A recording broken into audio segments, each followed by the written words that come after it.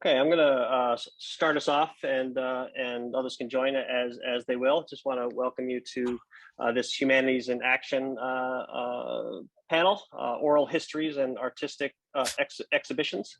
And today's event is the second in a series of an ongoing series that features Yale Environmental Humanities grantees discussing their public humanities projects.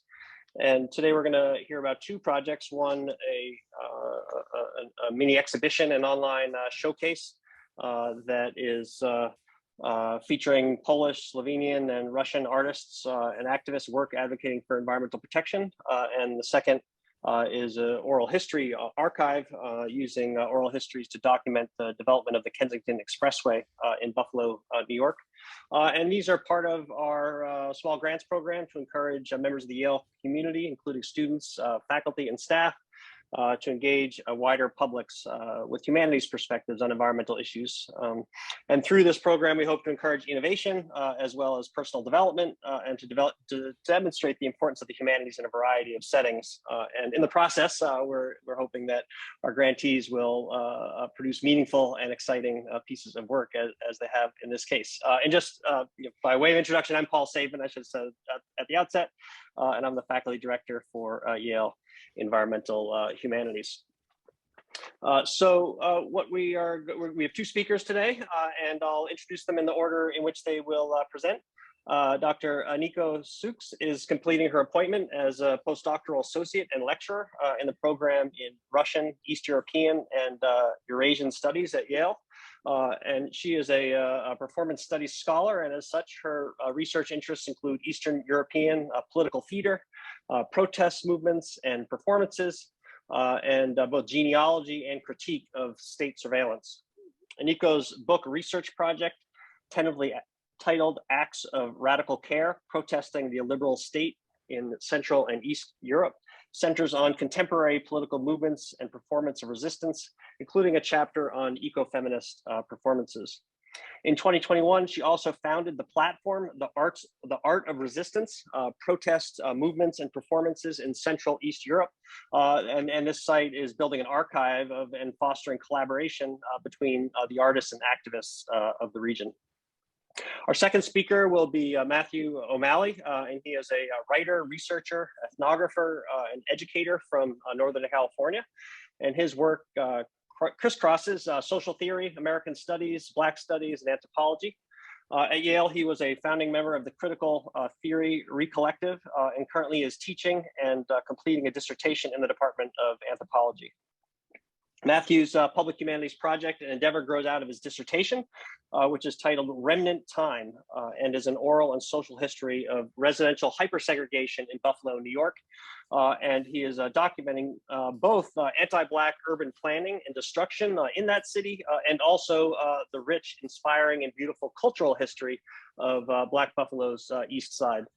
So our format is going to be, Matthew, has been a fellow at the Institute of Critical Social Inquiry at the New School, where he worked with the anthropologist and writer Michael Tausig, and he was recently a guest instructor in the art studies program at Helsinki's Aalto University. So each speaker is going to have around 10 minutes to present their project, after which we'll have some questions from me and from the audience, and you're welcome to put in questions in the Q&A or in the chat. And our first speaker then will be Aniko Szucs. Aniko, can I give you the handoff? I'll stop sharing and you can take the screen. Thanks so much for joining us, both of you. Hi, thank you. Can you hear me? Can hear you great, yeah, thanks. Wonderful. So let me just start by, well, Paul, thank you so much for this invitation. I also want to thank the Environmental Humanities for this grant. It was great help as I was starting to build my platform. And Matthew, I'm so happy to share this platform with you today. So I am going to share my screen and I will tell you a little bit about my project. So this is something that I've started to work on at this point 1.5 years ago. As you can see, the title is The Art of Resistance, a platform for protest movements and performances in Central and Eastern Europe and Russia. And the primary goal was that, as I actually was back in Hungary, where I'm originally from, being stuck under COVID lockdowns, it was it was both shocking and incredibly difficult to witness the increasing repression that was taking place, not only in my own home country, which at this point, unfortunately, is well known to many of us outside of the Central Eastern European region, but in the neighboring countries too, such as Slovenia, which has always been, relatively speaking, a more progressive country. This is a very East European vernacular, or Poland, that we also kind of know about. And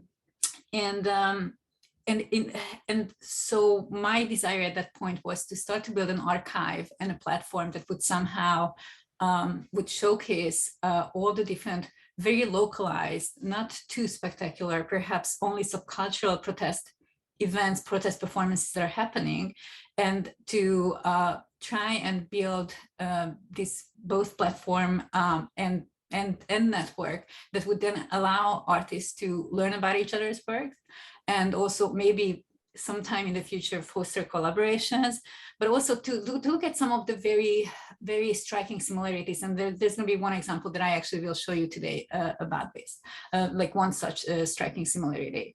I felt, or maybe today I feel that I was quite ambitious. I did not realize how, like, to cover all the many topics perhaps was not the right strategy to go about starting this platform. But thanks to the environmental humanities support, one area that I could really delve in and could start to look at local protest performances was the ecological performances in environmental protection, because I could get in touch with the artists and really start to build this network that I'm going to briefly present to you. Now, one thing I want to mention to you is that at this, I was going to launch this platform exactly 5 weeks ago. And because of the war, for now, I decided to not make it public. There's a very complicated politics surrounding it, as you can imagine. You see this gray area that would have been a dialogue that simply cannot be presented at this moment. I will still present eventually. I will launch the platform before the end of the semester. I will just have to make some decision that makes it ethically respectful, both well, it is ethically respectful, and I'm also making sure that those Ukrainian artists who are included in this platform, their works and their incredibly difficult lives are respected at this moment. So with that said, let me show you the environmental performances. So within environmental, so the plan is that, or what I've been building so far, is that I have these major categories such as pro-democracy, as you see, gender rights, environmental performances is one of them. And then what I'm trying to build is that within these larger themes, to build what I call as clusters that are sort of mini exhibitions that collect movements and artists who really work on the same topic. So for instance, when it comes to environmental performances, so far, thanks to this generous grant, I have been able to explore 2 subclusters, if you will. One is ecofeminism and the other one is protecting rivers. And interestingly enough, so I decided to present my work on rivers today, but there will be one project that I will borrow from ecofeminists, because aesthetically we will see very similar choices made by 2 different artists. So for the sake of time, I will show you 3 different artists' works, and then in the Q&A we can talk about we can a little bit start to analyze these works that I'm just going to present to you, because that's what I'm going to have time for now. So I'm going to go to protecting rivers, and the first movement that I would like to show you is actually murals for Mura. So, so this is kind of like, so that you can get a sense of like how the platform looks. We have usually a gallery. Here you can see the gallery, and I'll pull up this picture and I will tell you a little bit about what this movement is. So this movement is from Slovenia. Slovenia has this beautiful river that actually is like coming down from north from Austria. It flows through Slovenia, Croatia, and then it will land in the Black Sea. And the Mura River has been such an important part of the landscape for forever, basically, in Slovenia. And unfortunately, with the populist turn in Slovenia that happened there 3.5 years ago, they are about to have elections this year. One of the first initiations that the new new populist government initiated was to build new dams all over the river. So I think, if I remember correctly, we're talking about 7 different dams.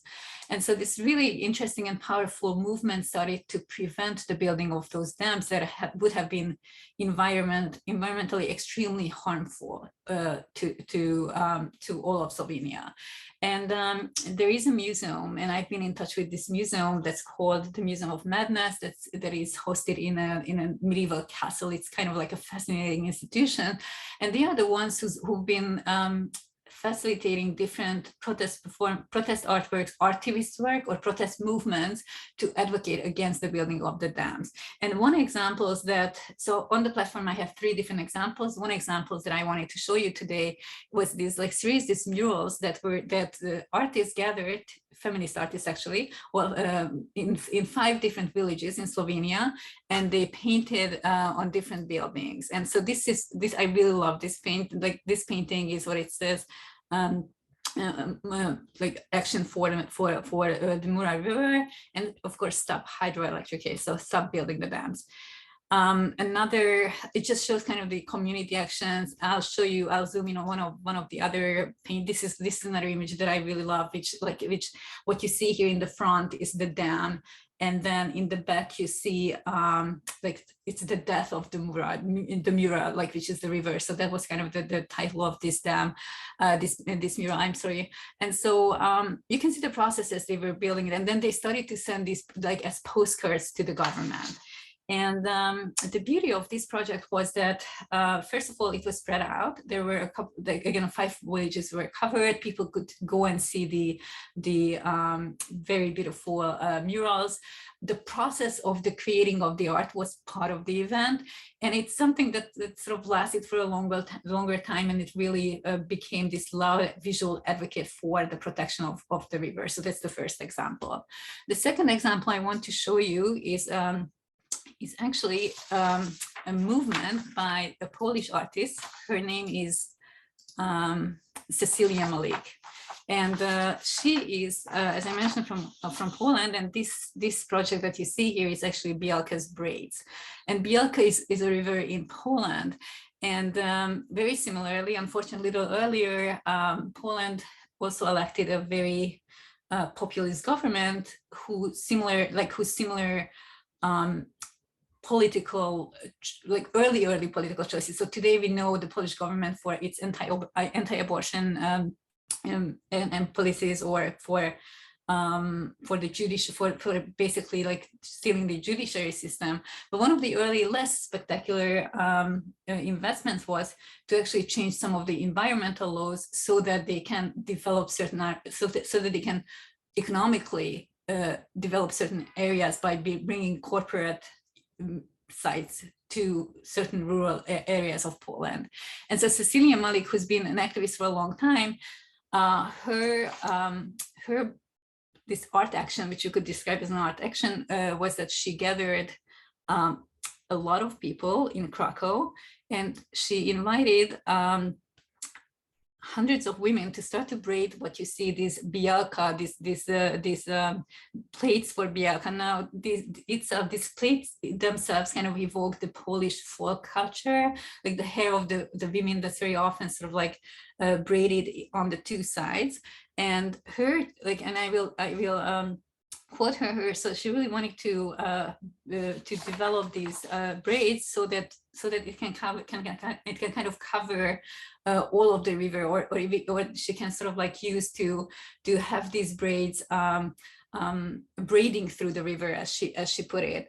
And she also united with certain environmental scientists, such as like someone from the Polish Academy of Sciences. I'll tell his name. His name is Roman Zurek, and someone from the Naturalist Club organization, to make sure that it's not only this event where they, like, you know, they're creating these really fun braids, but that there's also education, that they also tell the people what's happening when those dams are, or when these areas are kind of like restructured through industrialization. And I want to tell you 2 different events that that happened in relation to the what she calls this, like she calls this project the Biaka's braids. So one of them was the actual making of the braids, as I mentioned, which she kind of like hang up in two different locations. So this is the gorge that you can see here. So along the gorge, they were woven into the hair of the woods. That's how she's describing it, and expanded along the riverbank. Now the other event took place in Krakow, actually, where this extremely long braid was suspended like a waterfall from Krakow's main square on Earth Day. And we're back to the gorge, but I'll stay there for a minute. So from across the square, you could just see these beautifully flowing braids like coming down. I really enjoy the metaphor of the waterfall. Again, we're back to Krakow. And just the last thing I want to say about her is that she has this conviction that defending beauty, we have to defend beauty with beauty. So and this is something that we can later come back in the discussion of these artistic projects or artivist projects, is that when she thinks in terms of nature and how to create this ecological advocacy, she always tries to sort of capture people's attention through creating these incredibly beautiful or moving, very effective spectacles that we see here too.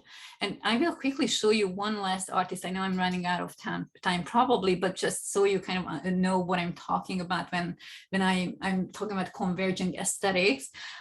Shelter by Vojvora Grankova.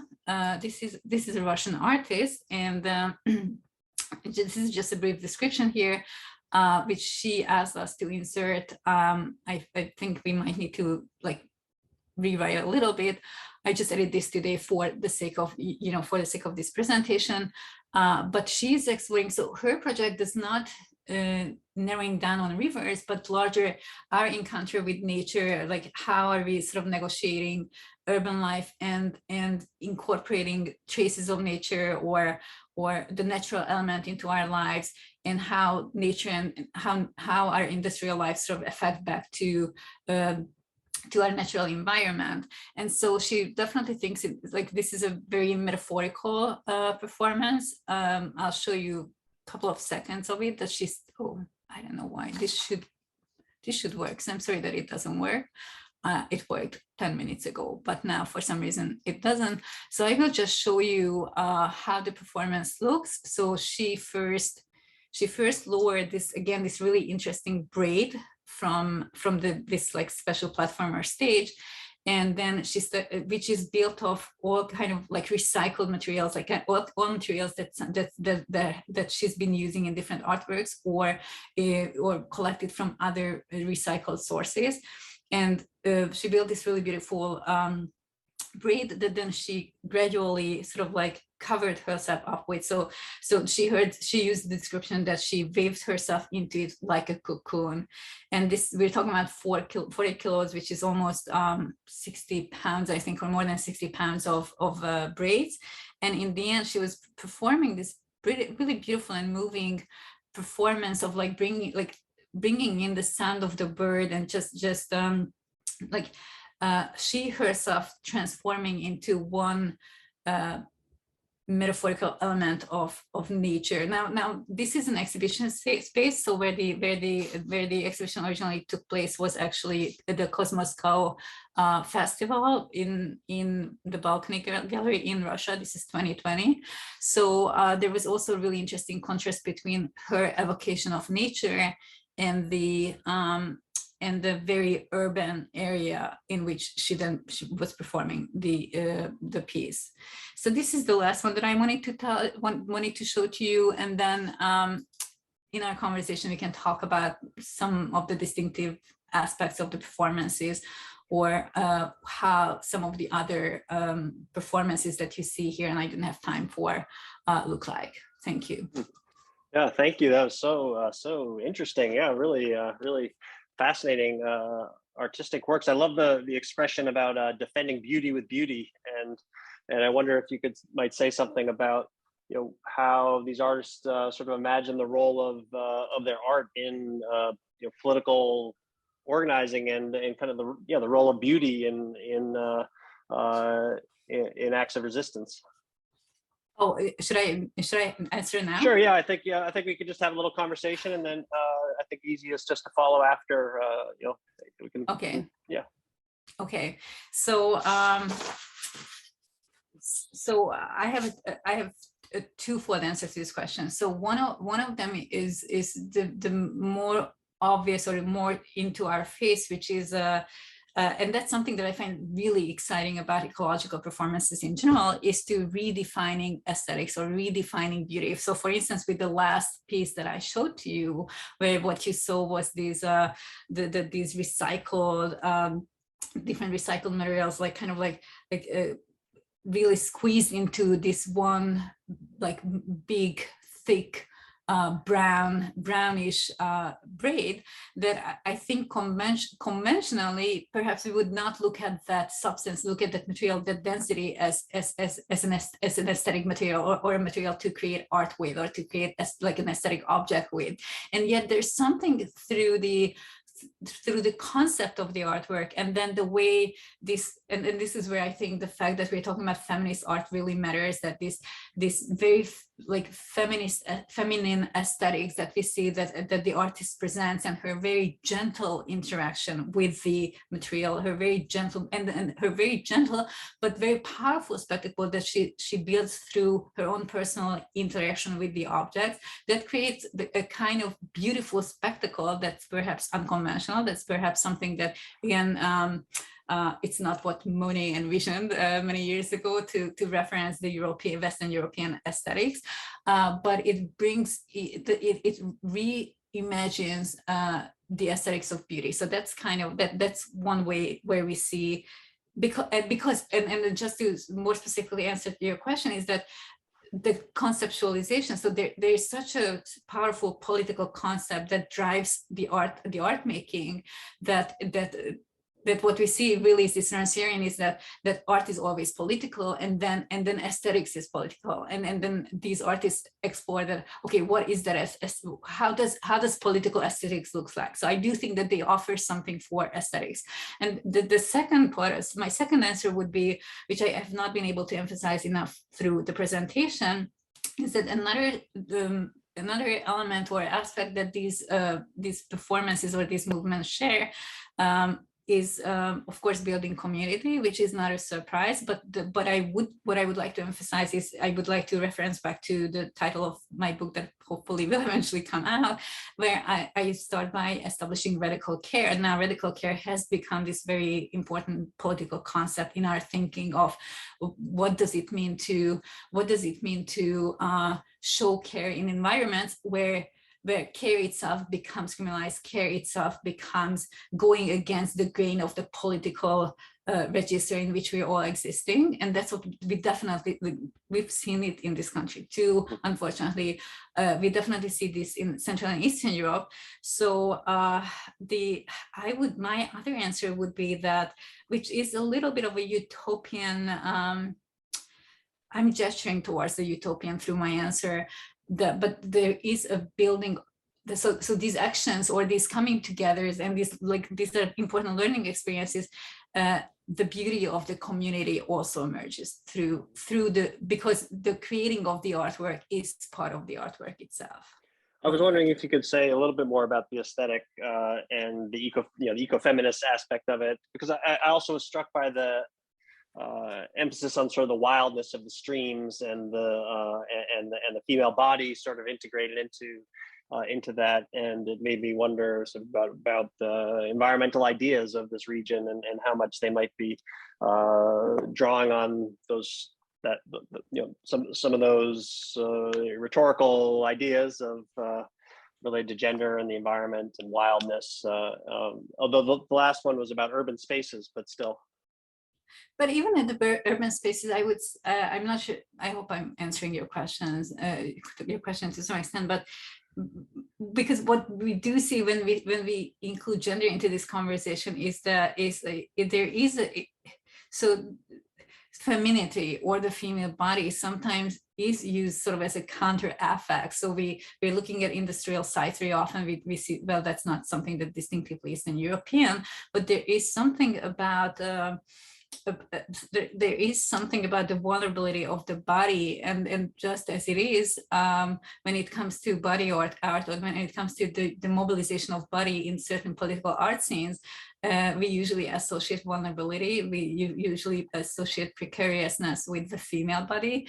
And so there is so what we sometimes see, so I can tell you two different versions of it, which at this moment is especially heartbreaking, actually. So sometimes what we see is that there is this symbolic almost forging, or as the body immerses into the nature, and how nature becomes a reflection of the precariousness of the body, and the vulnerability, and this shared vulnerability that we like. This becomes a more holistic, a larger project in which we are expressing our shared vulnerabilities. Or there is more of an establishing of a contrast, which we see the sort of like the brutalist, industrialist nature of this like new capitalistic imagination, and that is so that has this like sort of like anachronistic relevance for the region, just because of the, we're still kind of living this post 1989 moment, and industrialization and reindustrializing certain areas is still very much happening.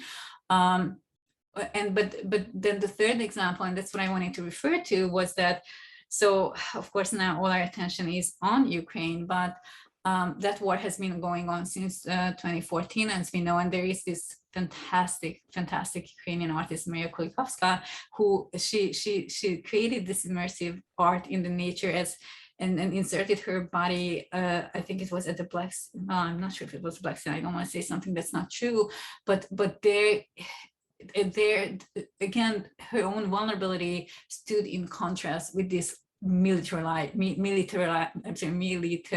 region and the radically militarized environment. And so we even see that. And of course, simplified, like, Yeah. Well, this is terrific, and I have a lot more questions to ask, but I want to give Matthew a chance to share his, and we can. Maybe we'll have time to circle back and continue the conversation. But the website looks wonderful, and the art is really fascinating. So it's really, I really appreciate your sharing with us. That's wonderful. Matthew, do you want to take the microphone? Absolutely. Can you hear me all right? Yes. And the website is beautiful. I'm rather envious. At one point, we had hoped to have a similar website to house this oral history archive, and well, we weren't as experienced seemingly as you are there, so we're going more institutional and sort of localized routes.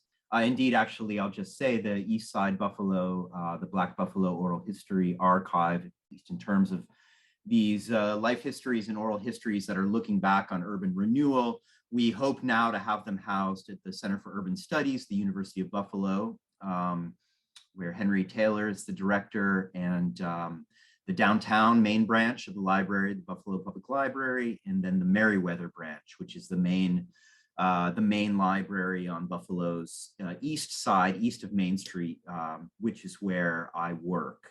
The library takes its name after Frank Merriweather, who was the founder of the Buffalo Criterion, which was the city's first African-American newspaper, and continues to this day.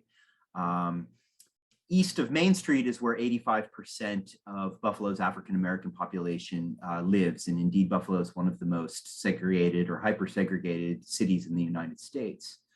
And I'll say at sort of on the first glance, it did seem like our two projects were somewhat divergent, but even reading more about Aniko's work before listening to her present, I had a feeling that actually they weren't at all, that they're both two archives, really. And they're archives of critique, they're archives of localized critique. Unfortunately, they're archives of harm, which is also an archive of history. And they're archives of beauty, or the defense of beauty, or the destruction of beauty. And that comes through in a lot of the recollections of my interlocutors. So along those lines, I thought what I would do to just open us up, I know I don't have much time, but it seemed really important to just hear some of these voices, some of my interlocutors and friends in Buffalo, who are mainly elders in the city's African-American community. So I'm going to share my sound. and play you a couple clips. Each is about 2.5 minutes long, but again, and that will eat into my time, but it feels really important to listen. We may want to hide our videos while we are listening, so it's not, it might just be more appropriate in terms of aesthetics. And I'll come back in briefly to just introduce the second speaker. But we'll start with Mr. James Pitts, who's about 80 years old now, born in Buffalo, eventually became the councilman of Buffalo's Ellicott district. The Ellicott district was really ground zero of Black Buffalo in the early 20th century. Eventually, the African-American community would move north, in part because of Buffalo's first urban renewal project, which was one of the first urban renewal projects in the United States, actually. Gets underway in the late 1950s. I'll play that clip now. Paul, thinking of one of your questions, one thing that was notable about the interviews is that for a certain generation, they weren't ready to talk about the urban expressway plowed through the East Side until they sort of had on record an understanding of what happened in this Ellicott district, the Buffalo's southeast, during urban renewal in the clearance of what was called Willard Park, the main Black neighborhood. So that's actually what Mr. Pitts is talking about here, and I'll play that now. Sound should work. Just let me know if it's not. Especially through the South. Well, in Ellicott, you had the Willard Park neighborhood, which was one of the key neighborhoods actually located in the Green Book, where houses had been identified. And if you look at establishments like the Little Harlem, the Lucky Clover, a lot of those establishments that are gone now, those were places that African Americans would stay within the Ellicott district. So even though you had these urban renewal policies, the issue was that many of these were established African American communities. Ellicott was one of them. And so when urban renewal came along, there was an effort to come in and sort of redevelop those areas, but actually it forced many of the African Americans to move out of the neighborhood and to travel north. And give you an example, my mother and when I was a kid, we lived on Pratt Street, and as I told you before last week, I saw as kids, me and my friends, we saw firemen burning down houses. And this was very curious to me. And I asked my mother, I said, well, I thought firemen were supposed to put out fires rather than starting them. And she said, oh, that's those people downtown. And that was part of urban renewal. In fact, burning the houses down was used in, or at least it was tried for a period of time as a much more cost-effective way of demolishing houses. The cost of demolishing them by machines was expensive. And so the city experimented with policy of burning down certain houses. And even when I ran for councilman back in the late 70s, the Ellicott district, or that area where Ellicott Mall was built, where Frederick Douglass Towers was built, it used, if you talk about the public housing that was part of the urban renewal process, many of those neighborhoods were devastated because of the poverty and the marginalization. And so the urban renewal policy marginalized the community even more. And so you had a lot of the community moving, and they moved to the Fruit Belt. We moved from 100 Pratt Street to 20 Grape Street. And so if you look at what had happened across the country, many of the African-American neighborhoods were actually dislocated as a result of the urban renewal policy. And you can see this with expressways. I mean, the expressway here in Buffalo, what is called the 33, as I mentioned to you before, when I was a kid, our house on Grape Street, it used to be at Grape and Cherry, 20 Grape, and it's still there. The house is still there. It was picked up and moved by Fago Construction to make room for the right-of-way, which is now called the Expressway. Okay, and next, just a couple more minutes here is my interlocutor and actually now good friend, Miss Diane Kahaifa, who's about 10 years Jim's junior. Diane is in her early 70s and actually was born in Louisiana in the Delta. Oh, we will get the link back up, definitely. Diane was born in the Mississippi Delta and came with her family in a kind of classic move northward during the Great Migration. Her father came for steel work. Now, Diane's oral history reflects a lot more directly on the Expressway. Here we get her reflections very much in a classic kind of way of the thinking of Black geography, her reflections on, her very profound reflections on the kind of disregard that she felt like the community experienced in the way that the Expressway went in. We'll just listen to this and then I'll make a few remarks and open it up. In terms, and I think that's a good question that you ask, because I think the whole part of it has been, for me, what you're doing is allowing me to have a voice about my community, about what causes me, where my focus, where my memories, what I remember about this community. It was not always, or it's not even now, a place where I want to run away from, or a place I want to forget happens, or a place that did me a disservice. That's not what happened on the East Side. And that's not what happens in the community. Is that what I'm saying about what was done on the East Side and how it was done? It was done in such a way as to totally disregard the people that lived in the community. They didn't. It was like, for lack of a better word, it was almost like a disrespect for people to come in a community that was working together, striving together, living together, and for developers or people that had no sense of community, and for people who had to live in the community or were not able to move out of the community, for them to come in and rape the community and go away and say, oh, well, you know, the heck with you all. This is what we want to do here. It doesn't matter what you think about it. It doesn't matter that you live here. It doesn't matter that you know your family, your memories, or it doesn't matter at all about you. It doesn't matter. We have a plan for what we want to do, whether it's good for you or not. And I think that's the part that causes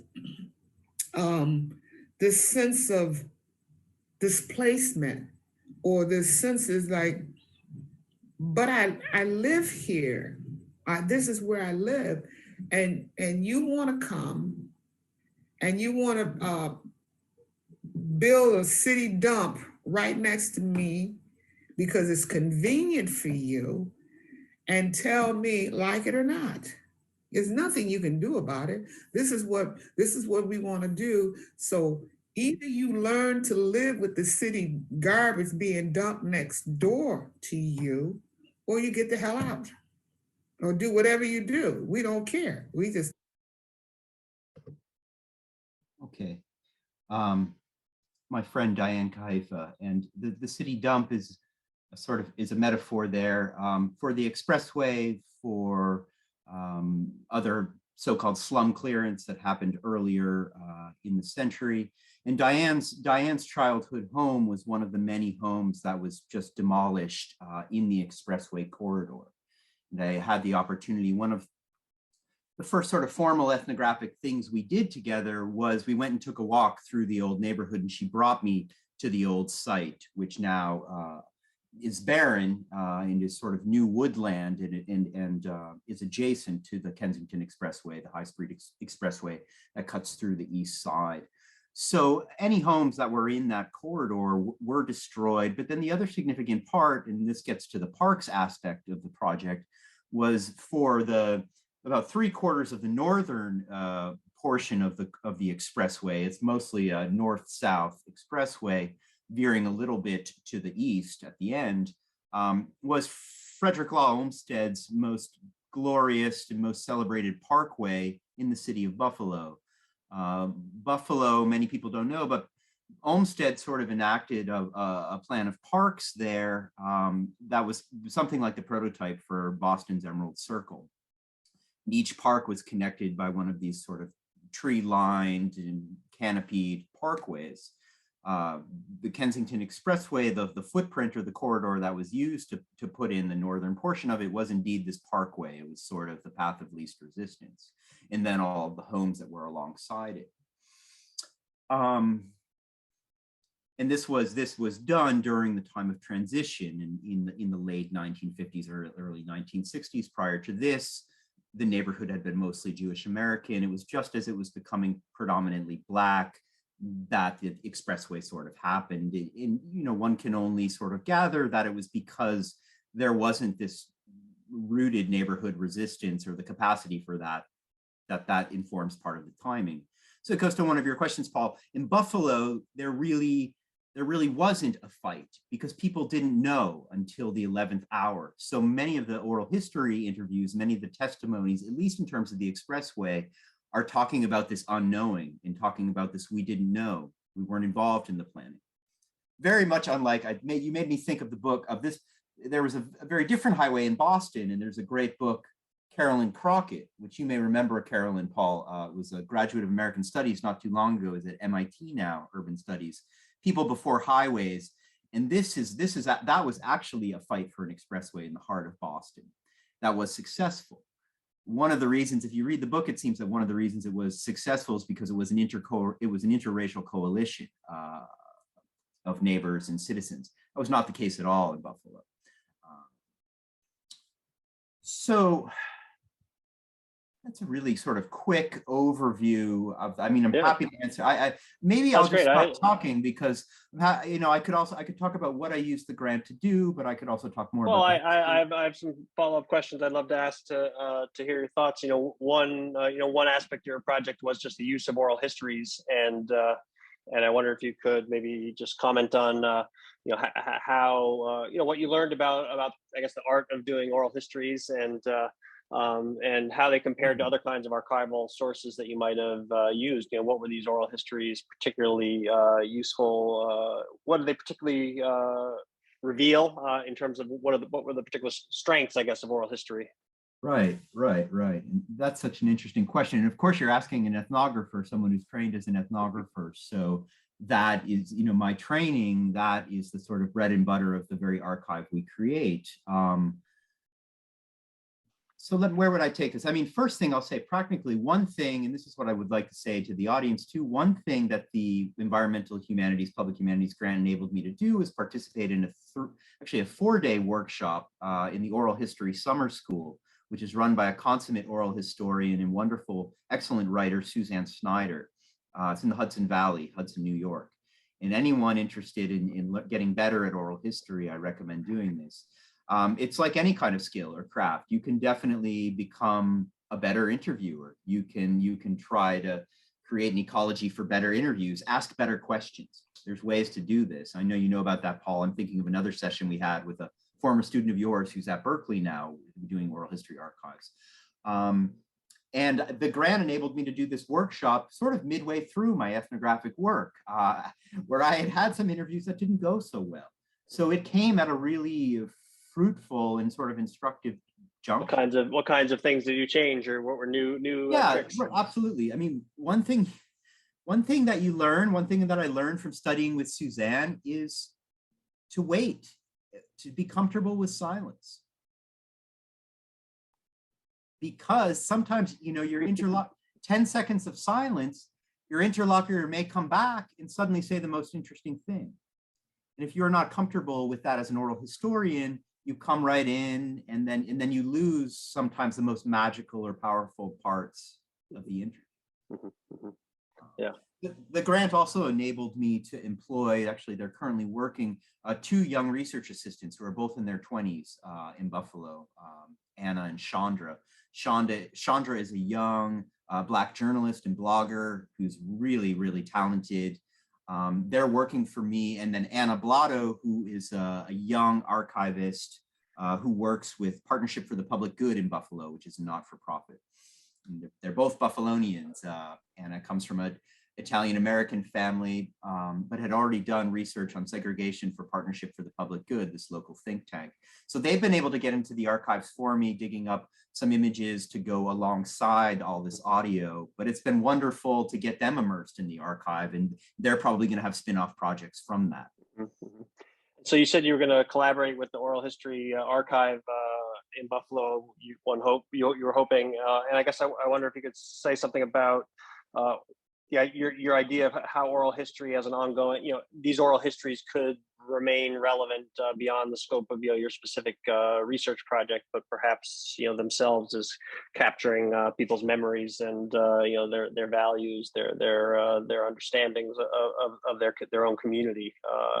What's your thought about an oral history archive? As I guess Aniko has the archive that she's creating of these performances and these artworks, and you're having an archive of these people's stories. How do you see those continuing to be relevant? Sure. I feel like I could take that question in 2 ways. One, I would say in terms of Buffalo and Buffalo's East Side and Buffalo's African-American community, a lot of this history, so pragmatically and locally, a lot of this history is being forgotten. And this is one of the great privileges that doing long-term field work there has enabled me to see and learn. Is if I were to speak with potentially people my age, certainly people younger, they don't know the history of Ellicott urban renewal. The highway is still there and is rather conspicuous. So you can't miss the highway. So in short, I just think it's incredibly important to preserve the memories of the generation that actually witnessed this destruction and displacement, and even some of the deception that went along with it. And I'd like to think that could be not only an archive for future resources, but particularly for young people in the community who would like to learn about, what went down. Well, I was interested to hear Diane, talking about the value to her personally of having a voice and the opportunity to say what she remembered and how that was meaningful to her. And I was also I agree that these both of your projects, actually, we can open it up a little bit to both projects, but that they have interesting relationships to each other, and the really the projection of community values and human values in dialogue with and opposition to different kinds of state projects.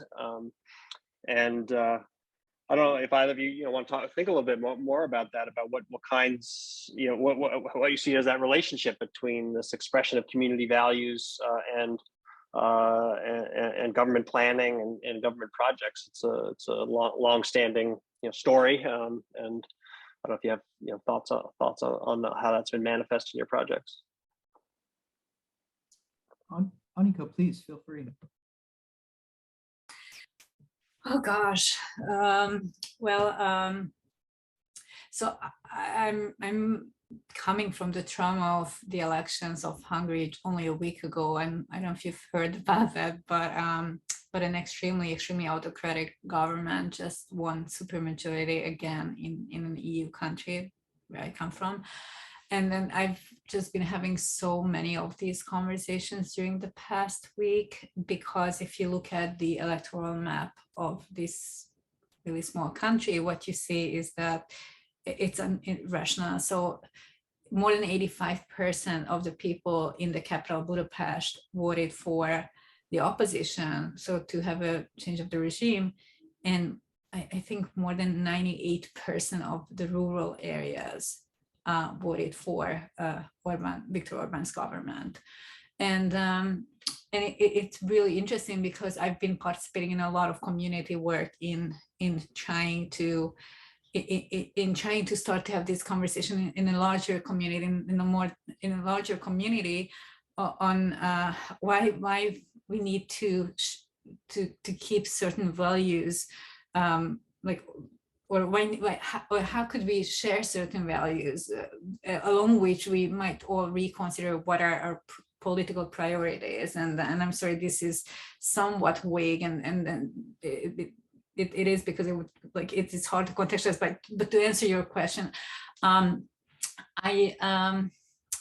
so I think what we will be learning in the hard way is that if gosh, almost utopian, but if we as the people are strong enough, then the government will start to represent us. And what does it take for us, the people, to get strong enough? That's the question that I will continue to pursue through focusing on art, both as an aesthetic practice and community building. And I will say, so to just to, I'm sure that I've studied so far away, but this really is something that I've been obsessing of so much. But zooming back on my own project, in Slovenia, those dams are not being built. In Poland, there's been long negotiations. So there is success at the end of these really powerful really powerful events, and it's and the performance of the archive. And I do think that that's something that we both want to do, that it's not just an archive that you sort of revert to when you are looking up knowledge, but that the archive that offers a political position and that offers advocacy for the community. So I have a follow-up question to that I'd be curious, and I hope you won't take it the wrong way. It's interesting. So both of your stories are, really about resistance to big development projects and state-sponsored development projects, and in my view, that they are reflective of it continues today, these movements, obviously, but they also are a strong representation of environmentalism of an earlier time too. In the U.S., particularly kind of coming out of the 60s and 70s with the revolt against the big freeways and urban renewal and things like that. And one of the things that I've been struck by more recently is a growing push in the context of climate change and the need for housing and other types of desires for public goods. There's a increasing frustration on many people's parts with resistance to state-sponsored efforts to generate public goods, and that could include hydropower as an alternative to fossil fuel power, or it could include people protecting their neighborhoods in opposition to apartment buildings, and so I guess I don't know if I can formulate that into a question that you'll resonate with, but I'm just interested in the arts and the expression of human values, which are in resistance to these large-scale development projects. But then, what kind of tensions do you see there? Because sometimes large-scale development projects are providing public goods that are needed on a large scale, and in the process they may ride over some local or community values. So I don't know if that makes sense, but I'm just curious about your thoughts on that. Yeah, absolutely. And I'm glad you bring our attention to that so poignantly, Paul, and articulately.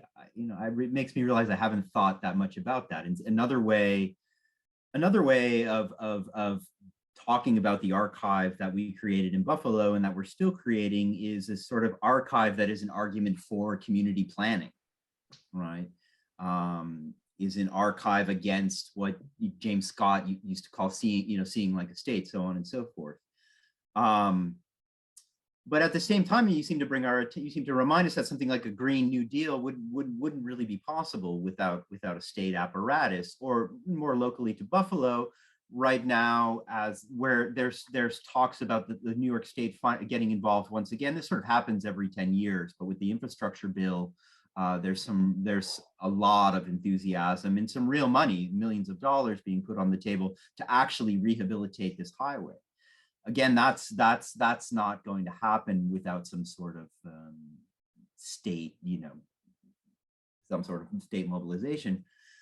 I don't know. I really don't have an answer to that. And, again, I don't think of my work. I don't think of our work. I don't think of this archive. I think of it more as an archive of Black geography. And obviously the state, where the state comes in there is something we need to think through. But for me, I hear it as, how does a place become rendered ungeographic, right? Rendered ungeographic, rendered, able to be sort of destroyed, so on and so forth. So I'm asking these kind of humanist questions of it, but no, you're absolutely right. You're absolutely to point. I'd be curious to hear what Aniko says to sort of remind us of this tension. I don't have an answer. And my answer is that I don't think we are just there yet. And I'm speaking of the Central and Eastern European region. We are at a stage where we still need to define ourselves as civil societies that have severely been repressed during the past 15 years. And so it's the education of what is our part in this dialogue, and how to hold the state accountable. And I'm the one, I really sort of like, and I'm aware of the fact that the way I'm responding is that I'm perpetuating this, like, well, we are behind, and that's not what I want to suggest, because maybe we can skip a couple of steps and maybe we can go there. But for now, our work is to build this civil society, and our work is to define our position in this dialogue. Again, that will lead to governmental accountability. Yeah, no, and I put that that out in a real questioning spirit, and I think that one of the important elements of both your projects is the way in which they, even if a project were justifiably going forward in some circumstance, the understanding of the human toll of it and consequences, and it is vital to understanding both the sense of understanding both loss and gain, cost and benefit, and the nature of community change and cultural change. And so I think both your projects are incredibly vital related to that, and really fascinating. So I think we're at our time, but I just want to thank you both. I think it's been really terrific to hear about hear about your projects, and really wonderful. We're going to have another session in a couple of weeks where we talk with 3 people who are involved with documentary film projects, and so they'll be sharing some clips from their documentary films, and I think there'll be some related and different themes of resistance and community and culture, and so that'll be a great opportunity. I think that's on May 2nd in the afternoon. But for now, I just want to say thanks again for joining us, and thank you everyone for tuning in. And Aniko's site, I think, will be up later in the next couple months, and so we'll certainly publicize that through Environmental Humanities. And I think Matthew's archives, the oral histories are finding their home, and as we have information about that, we can also communicate that, or he'll be publicizing that. So again, thanks so much. I really enjoyed hearing about your projects, and look forward to continuing the conversation. Thank you for this opportunity. Thank you so much. Bye, Matthew. It was really nice meeting you. Great, thanks.